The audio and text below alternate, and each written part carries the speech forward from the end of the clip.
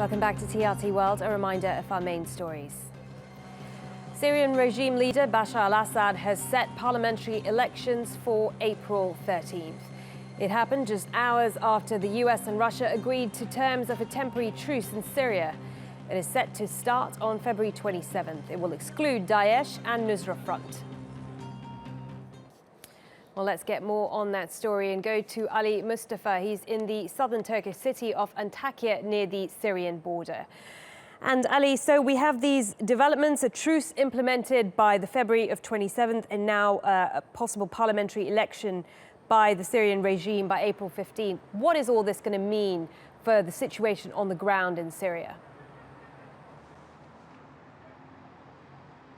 Marlene, let me read out the official statement by the Syrian regime. It says, President Bashar al-Assad issues decree number 63, which sets Wednesday, April 13th, 2016, as a date for electing members of the People's Assembly for the 8th legislative term. The last time President Bashar al-Assad held an election was in 2012. So 4 years later, this is happening. It's very, very significant, but in a symbolic sense. What this means on the ground is anyone's guess. Keep in mind that the Syrian regime, despite all its advances and successes in recent months, still holds on to pockets of Syria. Other parts are controlled by Daesh, by the Nusra Front, the Al-Qaeda affiliate, as well as opposition groups. So he can make this announcement, but what is the mechanism by which these elections will be held? Who will monitor them? Who will participate in them are all questions that need to be asked.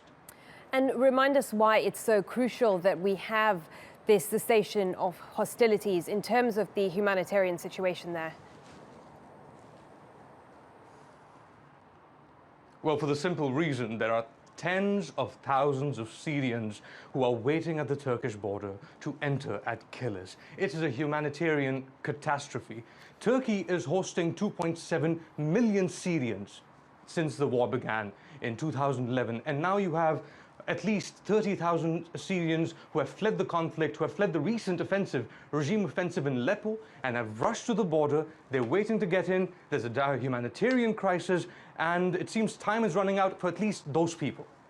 Okay, Ali, good to get that update from you. Our correspondent Ali Mustafa, who is in Antakya. It's the southern part of Turkey near the Syrian border, joining us live. Many thanks.